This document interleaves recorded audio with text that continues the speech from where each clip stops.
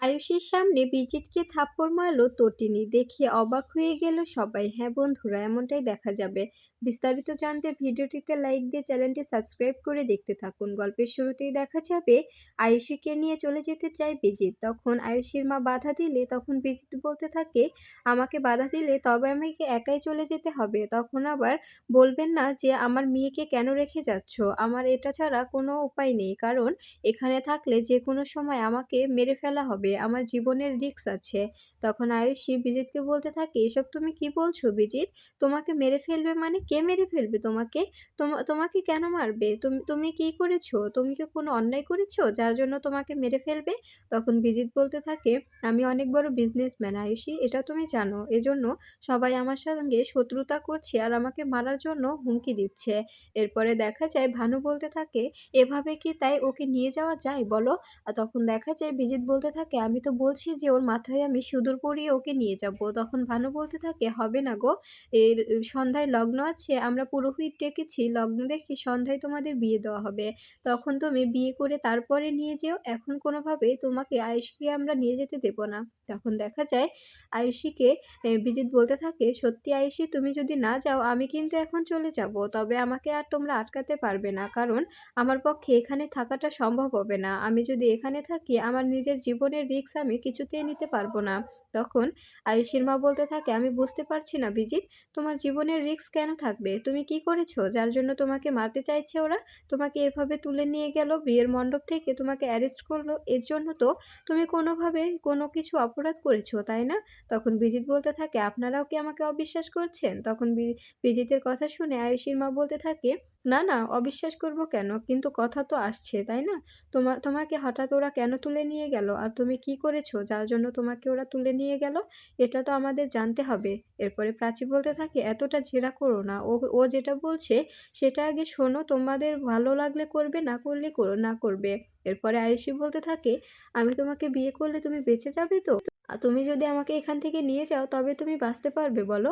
এরপরে দেখা যায় বিজিত কাউকে একটা ফোন করে। এদিকে দেখা যায় শিবপ্রসাদকে প্রিন্সিপাল ম্যাম বলতে থাকে, যেভাবেই হোক তুমি কিন্তু পুজোর দায়িত্বটা সম্পূর্ণভাবে পালন করবে। কোনোভাবে যেন পুজোটা কোনো অঘটন না ঘটে। আমি কিন্তু চাই যে কোনো অঘটন যেন না ঘটে। তখন দেখা যায় শিবপ্রসাদ বলতে থাকে, সব কিছু আপনি নিশ্চিন্তে থাকেন, সব কিছু ঠিকঠাকভাবেই হবে। সব কিছু ঠিকঠাকভাবেই করার চেষ্টা করব আমি। তখন প্রিন্সিপাল ম্যাম বলতে থাকে, তো আপনি যদি দায়িত্বটা না নেন তবে আমি পুজোটা ক্যান্সেল করে দেব। কিন্তু আমি কোনো বাচ্চার জীবনের রিস্ক নিতে পারবো না। বারবার স্কুলে উড়ো ফোন আসছে, উড়ো ফোন আসছে আর হুমকি দিচ্ছে। আমি কিছুতেই এভাবে এতগুলো বাচ্চার জীবনের রিস্ক নিতে পারি না। আপনার কাছে আমি হাত জোড় করে রিকোয়েস্ট করছি, আপনি যদি সত্যি কোনো প্রোটেকশন দিতে পারেন তবেই আমি এই পুজোর আয়োজনটা করব। তাছাড়া আমি এই পুজোর আয়োজনটা করতে চাচ্ছি না। তখন দেখা যায় প্রিন্সিপাল ম্যামের কথা শুনে শিবপ্রসাদ বলতে থাকে, আপনি নিশ্চিন্তে থাকুন, আমি আমি এটার দায়িত্ব নিলাম। সব কিছু করার দায়িত্ব আমার। সব কিছু আমি দেখে নেব। কোনো ঝামেলা হলে যেই ঝামেলাই হোক না কেন সব কিছু আমি সামলে নেব। আপনি নিশ্চিন্তে থাকুন, আপনাকে কোনো চিন্তা করতে হবে না।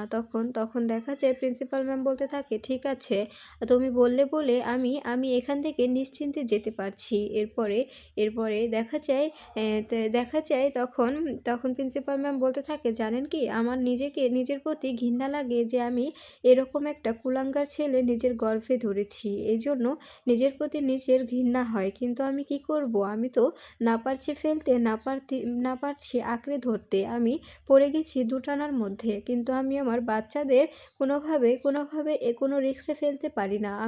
আমি এখন নিজের সন্তানকে মানুষ করতে পারিনি, কিন্তু অন্যের সন্তানকে আমাকে মানুষ করতেই হবে। আমি একটা প্রিন্সিপাল, আমি একটা স্কুলের প্রিন্সিপাল, তাই বাচ্চাদের সমস্ত দায়িত্ব আমার ওপরেই থাকে। আমি চাই যে ওরা যেন সুন্দরভাবে গড়ে উঠুক, ওদের মেধাশক্তি যেন সুন্দরভাবে বেড়ে উঠুক, এই দেশটা যেন সুন্দরভাবে গড়ে উঠুক। এভাবে ক্রিমিনাল ভরে গেলে আমাদের মতো সাধারণ বাঙালিরা কোথায় গিয়ে দাঁড়াবে? সারা দেশে যদি ক্রিমিনাল ছড়িয়ে পড়ে তবে আমাদের মতো সাধারণ বাঙালিরা কোথায় দাঁড়াবে বলতে পারেন?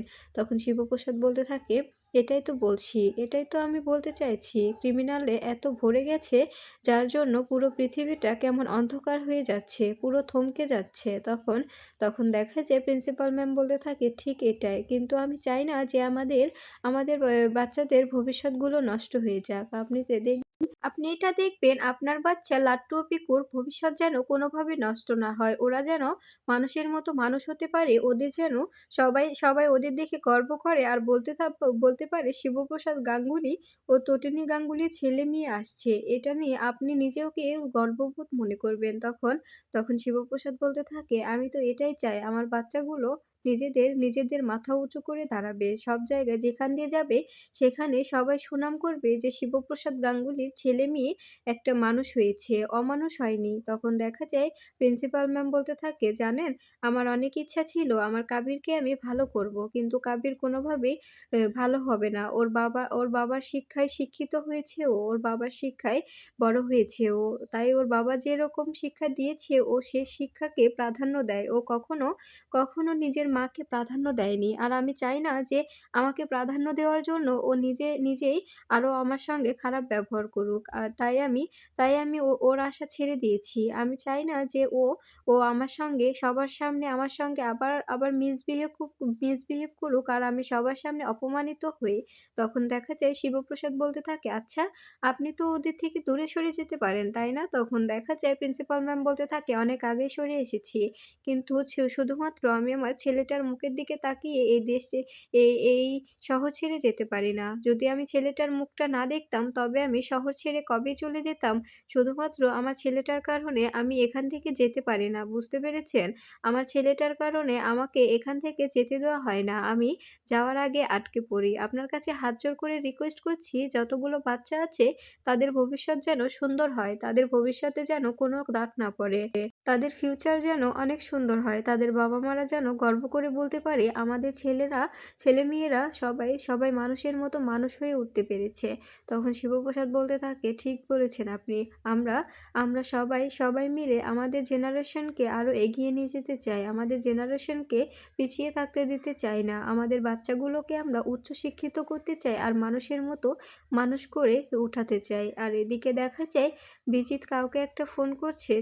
তখন বিজিত কারো সঙ্গে কথা বলতে দেখলে তখন আয়ুষী বলতে থাকে, "আচ্ছা তুমি কার সঙ্গে কথা বলছো?" তখন দেখা যায় বিজিত বলতে থাকে, তোমার সঙ্গে একটু পরে কথা বলছি আয়ুষী, কথাটা শেষ করে নিই।" এরপরে আয়ুষী বলতে থাকে, "হ্যাঁ বলো।" এরপরে বিজিত বলতে থাকে, "আমাকে বারবার ফোন করা হচ্ছে। আমাকে এখান থেকে এক্ষুনি যেতে হবে।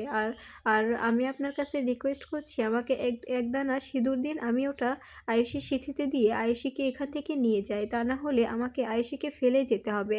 এতে কিন্তু আমার আর করার কিছুই থাকবে না। আমি আর কখনো এখানে আসতে পারবো না।" তখন আয়ুষীকে নিয়ে যাওয়ার কথা বললে আয়ুষীর মা বলতে থাকে, "কি বলছো এসব? তুমি কখনো আসতে পারবে না মানে?